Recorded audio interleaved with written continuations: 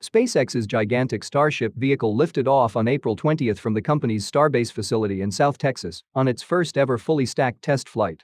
The 120-meter rocket performed relatively well on its debut test flight, reaching a maximum altitude of 39 kilometers before several issues forced SpaceX to order the vehicle's destruction high over the Gulf of Mexico. When the dust cleared at Starbase after the liftoff, a scene of wreckage emerged. Super Heavy's 33 Raptor engines blew out a crater beneath the orbital launch mount, damaging nearby infrastructure with flying chunks of concrete and other debris. Dust and debris from the test reportedly rained down on residents in Port Isabel, a town roughly 10 kilometers from the launch pad, and across Boca Chica's beaches, nesting grounds for endangered animals, including birds and sea turtles. According to the U.S. Fish and Wildlife Service, the launch scattered debris over hundreds of acres and created a small brush fire, but did not kill any wildlife. A few days after the test flight, Starship was grounded by the Federal Aviation Administration following claims that the rocket's explosive first launch spread plumes of potentially hazardous debris over homes and the habitats of endangered animals. According to the FAA, the agency will oversee the mishap investigation of the test mission, and Starship's return to flight will be based on the agency determining that any system, process, or procedure related to the mishap does not affect public safety. This is standard practice for all mishap investigations. Blue Origin's New Shepard, Virgin Orbit's Launcher 1, ABL Space's RS-1, and Relativity's Terran 1 were all grounded in the past due to mishaps during launch. The FAA said there had been no reports of public damage or injuries, but it will ensure SpaceX complies with regulations developed through environmental reviews before the next launch. The Starship launch pad was also left with extensive damage, including twisted metal and shattered concrete. The force from the rocket's engines blew a hole in the launch pad and created a crater beneath it. According to Elon Musk, all that's left of the concrete lateral support beam that connects the 6 launch mount legs is the rebar. Between 5 and 8 of the 33 Raptor engines appeared not to be firing at various points during the Starship's ascent. It is not currently known what caused these engines to fail. One theory is that materials ejected from the destruction of the launch pad could have damaged them. Starbase's orbital launch mount does not have a flame trencher flame diverter, a structure designed to deflect plume exhaust away from the pad during liftoff. 3 years ago, Musk stated that SpaceX wanted to avoid using a flame diverter at Starbase, but cautioned that this could be a mistake. On April 21, Musk tweeted that 3 months ago SpaceX started building a massive water-cooled steel plate to go under the launch mount. SpaceX proceeded with the launch even though the plates weren't ready in time for the first Starship launch because they believed the orbital mount's underlying concrete could withstand one launch. The company based that determination on data from Starship's first static fire in February, when the 33 first-stage Raptors were commanded to fire briefly while the vehicle remained anchored to the pad. But the February static fire only generated half the power of an actual Starship launch. Parts of the water-cooled steel plates have already arrived at Starbase. This is a possible design for the water-cooled plates, rendered by Chrome Kiwi. Large pipes will carry water to the base of the launch mount and deliver it into the channels inside the plates. SpaceX expects the water-cooled steel plates to absorb heat and withstand the powerful shock wave and energy produced by 33 engines of the booster during liftoff. The road to the Starbase launch site was closed for more than 48 hours after the integrated flight test due to safety concerns. A convoy of more than 20 cars and several excavator vehicles approached the launch site on April 22 to begin the cleaning operations.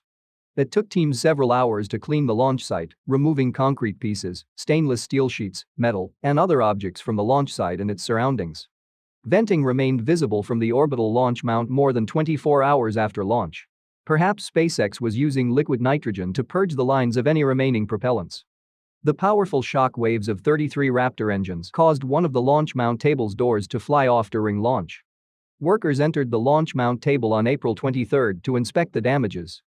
The booster quick disconnect mechanism shield was also damaged during the launch day. Teams have begun repairing the quick disconnect shields and have already removed some shielding panels. The quick disconnect is designed to retract into its shield moments before Starship liftoff to avoid damage. The quick disconnect was extended on Tuesday morning to inspect the damages and ensure the retraction mechanism was functioning properly. Currently, teams are inspecting the orbital launch mount around the clock to sort out damage and determine if repairs or replacements are needed. The shock wave and debris thrown out during liftoff caused the water tank and the empty methane storage tank's insulating cryoshell to buckle. Moreover, a leak was observed from one of the liquid oxygen storage tank cryoshells. Teams have begun inspecting the propellant storage tanks to determine if they can be repaired or if a replacement is necessary. I think the tanks are in good shape, but the insulating shells must be replaced. The orbital launch tower was one of the ground infrastructures that was least damaged during the launch. The shed of the draw works mechanism, which raises and lowers the tower arms, was punctured by concrete pieces ejected from under the launch pad. SpaceX lowered the tower arms a few days after launch without any hiccups. It looks like the arms and the draw works are in good shape and need no major repairs. According to Elon Musk, SpaceX will be ready to try another Starship launch in 1 to 2 months. Moreover, on April 27, at the House Science Committee, NASA Administrator Bill Nelson repeated Musk's estimate that SpaceX will be ready to make another Starship launch attempt in as little as 2 months. He stated that because SpaceX is hardware-rich and has backup vehicles ready to launch, losing one is not a big deal. Nelson added that SpaceX's failed Starship integrated test flight was not a major setback in plans to use that vehicle to land astronauts on the moon as early as 2025. But given the damage to the launch site and the time it will take to repair and rebuild the ground infrastructure, the next flight of Starship will take longer than Musk's optimistically stated timeline. Moreover, Starship will not be able to fly again until the FAA completes a mishap investigation regarding the launch. SpaceX must also request a modification to its license to conduct additional launches. I think the next Starship launch will happen only by the end of this year. What do you think? Let me know in the comments. Starship 27 was moved from the high bay to the rocket garden on April 24. The ship is not designed for recovery, and without thermal protection system tiles and flaps, the ship will disintegrate during atmospheric re-entry. Now, let's discuss some of the biggest updates in the world of science and technology from the past week.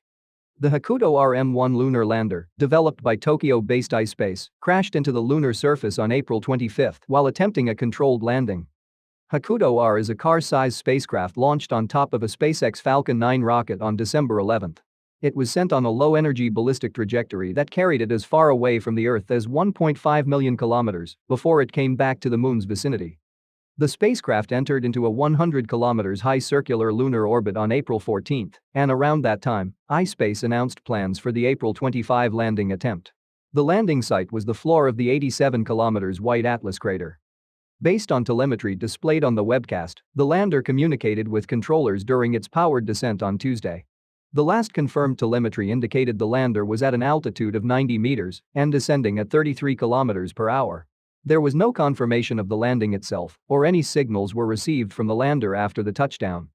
In a statement about 6 hours later, iSpace said that propellant ran out during the lander's final approach to the surface, causing its engines to shut down prematurely, resulting in a crash landing. To find the root cause of this situation, iSpace engineers are currently working on a detailed analysis of the telemetry data acquired until the end of the landing sequence. If successful, the landing would have made iSpace the first company to safely put a privately funded spacecraft on the surface of another planetary body. The lander was carrying a set of payloads for both companies and governments. Among them is Rashid, a small lunar rover developed by the Mohammed bin Rashid Space Center in the United Arab Emirates, and a tiny transformable lunar robot from Japan's space agency JAXA. Other payloads included cameras and technology demonstrations. iSpace is working on a second lander, dubbed M2, similar in design to M1, scheduled for launch in late 2024. M2 will carry a set of customer payloads and a micro-rover to collect regolith samples for NASA. According to the latest reports, SpaceX would lease Vandenberg Space Force Base's Space Launch Complex 6, one of the most iconic launch sites in the world. SLC-6 was originally developed during the 1960s to support Titan III launches of the U.S. Air Force's Manned Orbiting Laboratory. But the U.S. government canceled the program in June 1969 without any crewed flights. The launch site was also famously set to become the West Coast launch site for the Space Shuttle before plans were canceled in the mid-80s. The launch complex hosted various launches during the 1990s before it was retrofitted to host United Launch Alliance's Delta IV family of rockets. The Delta IV went on to successfully flight 10 times from 2006 to 2022, 5 of which were the Delta IV Heavy launch vehicle. With the final 2 Delta IV Heavy launches scheduled to take off from Cape Canaveral Space Force Station, ULA no longer needs SLC-6. The addition of SLC-6 brings SpaceX's total launch sites up to 5, 2 on the East Coast, Starbase in South Texas, and now SLC-4 and 6 at Vandenberg. SpaceX will launch both Falcon 9 and Falcon Heavy rockets from the newly acquired pad. The Indian Space Research Organisation successfully deployed 2 Singaporean satellites into orbit this past week. A PSLV rocket took off from the Satish Dhawan Space Center on April 22, carrying the Deluge 2 radar imaging satellite and the Lunar 4 CubeSat. The solid-fueled first stage of the rocket burned for a little under 110 seconds, propelling PSLV to an altitude of 50 kilometers. After the separation of the first stage, the second stage lit its hydrazine-fueled Vickers engine to continue accelerating into orbit. Second stage shutdown and separation occurred just over 4 minutes and 20 seconds after liftoff. Moments later, the solid-fueled third stage ignited for an approximately 70-second before entering into a coast phase as the vehicle climbed towards the apogee. The spent third stage was jettisoned partway through this coast, followed by the ignition of the liquid-fueled fourth stage, to finish placing the satellites into a 586 km orbit, inclined 10 degrees to the equator. Deluge 2 carries a synthetic aperture radar payload, capable of imaging the Earth without being affected by darkness or cloud cover. The 741 kg satellite can produce images with a resolution of 1 meter. Lunar 4 is a 12-unit CubeSat that will be used for an on-orbit demonstration of a space-based VHF data exchange system for maritime users. After deploying the satellites, the upper stage remained in orbit to host an array of experiments. Named PSLV Orbital Experimental Module 2, or POEM-2 in this role, the stage is equipped with solar panels and 7 non-deployable experiment packages. This is the third time that the upper stage of a PSLV rocket was used as a platform for experiments. Thank you for tuning in for the latest science news and Starship updates. If you enjoyed this video, please hit the like button, leave a comment, and share it with your friends. Also, don't forget to subscribe to the channel and turn on notifications so you never miss an episode.